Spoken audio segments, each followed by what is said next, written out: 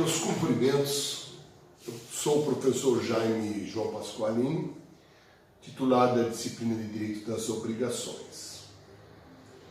E dando sequência à nossa aula, vamos inicialmente responder as duas perguntas que nos faz a aluna Vanessa Gerente e a Janaína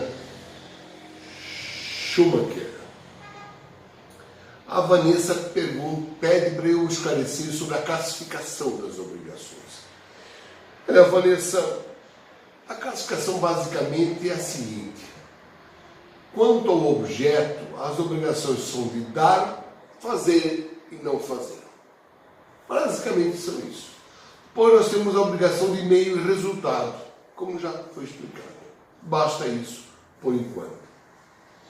A Janaína Schumacher pergunta se numa obrigação solidária eu devo um cavalo, mas eu posso cobrar de um ou de outro, então eu estou devendo 2 cavalos? Não, Janaína. Se o objeto do contrato é um cavalo, eu posso cobrar de um ou de outro, havendo 2 devedores, mas não posso exigir os 2 cavalos, apenas um. Cobrando de um, não posso cobrar de outro. Cobrando do outro, não posso cobrar deles. Compreendido? Na aula de hoje nós vamos falar sobre a obrigação de dar coisa incerta. Nós estudamos na aula passada sobre a obrigação de dar coisa certa. Um cavalo, uma carroça, um animal, um imóvel, coisa certa. E o que seria uma coisa incerta? É qualquer coisa? Não, engano seu. Coisa incerta é alguma coisa que está identificada ao menos pelo gênero e pela quantidade. Quer ver um exemplo? É muito comum aqui na nossa região, que nós temos frigoríficos, comprar animais de outras regiões. Por exemplo, do lado de Lages. O comprador de gado aqui do Pamplona, por exemplo, vai comprar um gado em Lages. E ele chega lá, vê um plantel, uma fazenda, e diz: olha, eu compro aqui 1.000 cabeças. 1.000 cabeças de gado. Repare, 1.000 é a quantidade e o gênero cabeças de gado. Só que ele não sabe ainda quais são as cabeças de gado. Falta escolher quais são as cabeças, marcar as 1.000 cabeças de gado. Isso é uma coisa incerta. Será a coisa certa quando separou. Essas são as 1.000 cabeças. Por que é importante estudar isso? Porque vamos supor que uma enchente mata lá 500 cabeças. O vendedor diz: tuas 15 já morreram. Não. O princípio genus nunquam perit significa que o gênero nunca se perde. Estou devendo 1.000 cabeças, eu não escolhi ainda, quem perdeu foi você, não eu. Eu continuo exigindo as minhas 1.000 cabeças de gado. Coisa incerta, então, não quer dizer qualquer coisa. Há que ser identificada ao menos pelo gênero e pela quantidade. Nós vamos estudar a partir de agora a segunda classificação das obrigações. Lembra que nós estudamos as obrigações de dar coisa certa. Hoje estudamos as obrigações de dar coisa incerta. Vamos estudar agora as obrigações de fazer e depois de não fazer. Dar, fazer e não fazer. Essa é a classificação. Dar, fazer e não fazer. A obrigação de dar tem coisa certa, pagar, devolver, entregar, e coisa incerta. E agora a obrigação de fazer. O que é uma obrigação de fazer? É um serviço, é um ato. Vamos supor que você contrate um jardineiro. Ele vai dar alguma coisa ou ele vai fazer? Vai fazer a roçagem do jardim da tua casa, vai aparar as flores. Isso é uma obrigação de fazer. Quando você contrata um pintor para a sua casa, para pintar a sua casa, é uma obrigação. Quando você contrata um pintor de um quadro, ele tem uma obrigação de fazer. Né? Quando você contrata um carpinteiro, quando você contrata um advogado, um médico, é uma obrigação de fazer, que compreende um ato ou um serviço. Quando você compra um imóvel, o devedor, o que vendeu, não tem que assinar a escritura, é uma obrigação de fazer assinar a escritura. Quando você compra um veículo, a empresa não tem que dar uma nota fiscal, é uma obrigação de fazer. Quando você vende o seu veículo, o comprador não é obrigado a transferir o veículo, é uma obrigação de fazer. E quando uma obrigação de fazer não é cumprida, você tem que recorrer à justiça. Aí sim, o procedimento vai dizer se é uma obrigação de dar, fazer ou não fazer. Porque dependendo da obrigação que o devedor se comprometeu, você poderá entrar com ação de execução se tiver o contrato. E se não tiver o contrato, vai entrar com o processo de conhecimento. E aí você vai escolher qual é o procedimento. Ou é processo de execução, para quem tem um contrato. Para quem não tem um contrato, é um processo de conhecimento. Terminou o processo de conhecimento, entra no cumprimento de sentença. Será na execução. Ou é execução para entrega de coisa, ou é a obrigação de fazer, e assim por diante.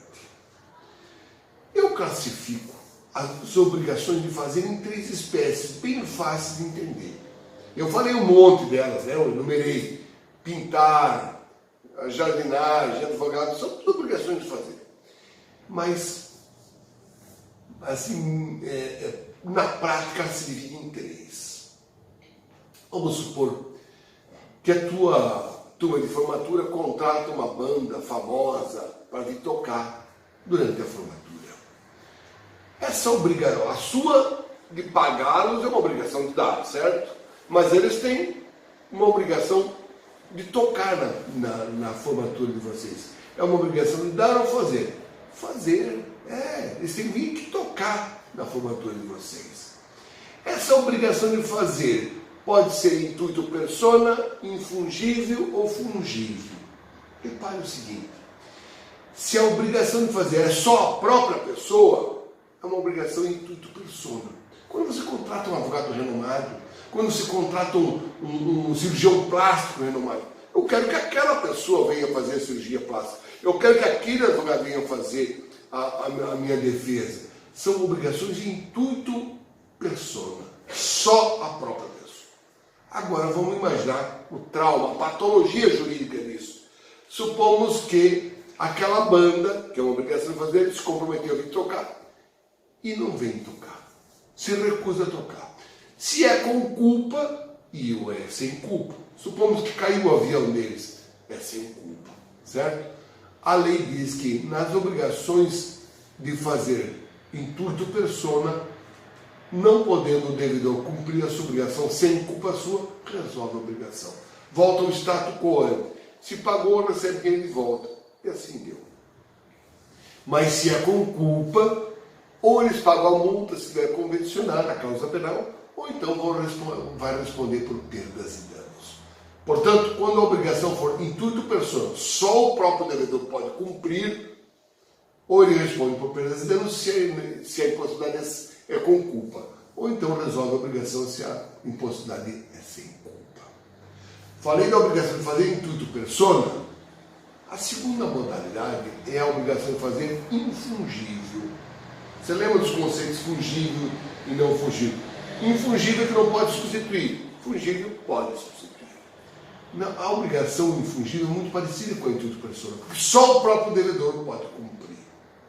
Eu vou dar um exemplo muito rotineiro aqui na nossa região. Você compra um imóvel por contrato de gaveta. Você sabe que tem valor, né? Pagou direitinho, terminou de pagar, agora você quer a escritura. Ou seja, um loteamento, você terminou de pagar, você quer a escritura definitiva para poder registrar. E o devedor, o cara que vendeu, ele é devedor da transferência. Ele diz: não vou assinar, eu quero mais isso, quero mais aquilo. Ele tem a obrigação de assinar? Tem. É uma obrigação de fazer. Esse contrato de gaveta chama-se, pelo novo Código Civil, de contrato preliminar, ou pacto contrarrendo. Pacto contrarrendo.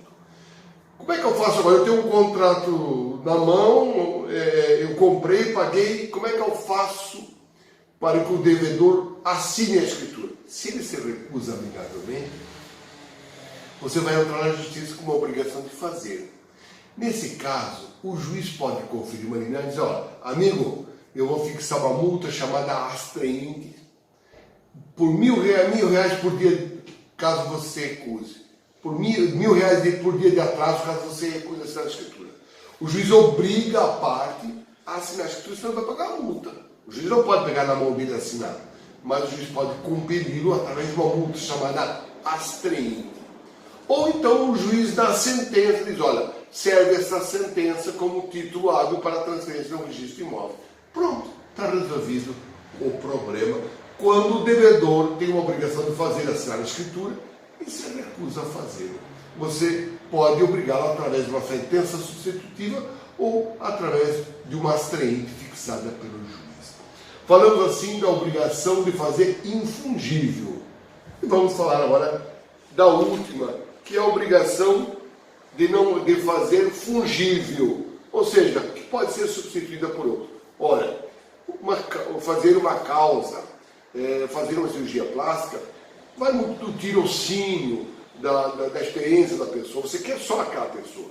Mas pintar uma casa, uma empreitada, pode ser feito por terceiro. Então, é uma obrigação de fazer fungível. E, nesse caso, o próprio devedor pode contratar, caso o devedor se recuse a fazê-lo.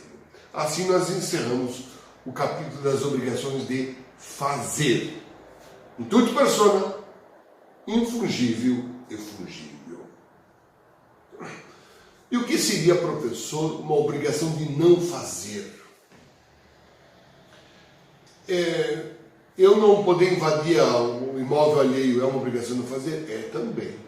Mas são as obrigações genéricas, gerais, reais, que todo mundo é obrigado a respeitar. As obrigações de não fazer são aquelas que eu, embora possa fazer, me obrigo a não fazer. Por exemplo, eu fui contratado como cientista para desenvolver uma fórmula de um arroz diet. Bom, eu me comprometo ali a não revelar o segredo.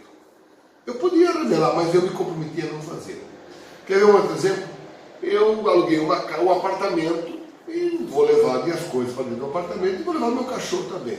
Porém, no contrato eu me obriguei a não levar o cachorro, a não fazer. Está vendo 2 exemplos? Eu me comprometo a não pintar a casa. Poderia pintar, mas me obrigo a não pintar. São obrigações de não fazer. Nesses casos, se o obrigado se compromete a não fazer e faz, ele vai responder por perdas e danos ou pagar uma causa penal se estiver convencionada no contrato. No caso, eu me comprometi a não levar cães para o apartamento alugado. E eu faço, lá vai estar escrito. Por isso que é um contrato bem amarrado. Se levar animais para o apartamento, vai pagar multa diária de R$200. São assim as obrigações de não fazer, em que eu posso fazer, mas por contrato, escrito ou verbal, eu me comprometo a não fazer. E assim nós encerramos esse capítulo das obrigações de fazer e não fazer.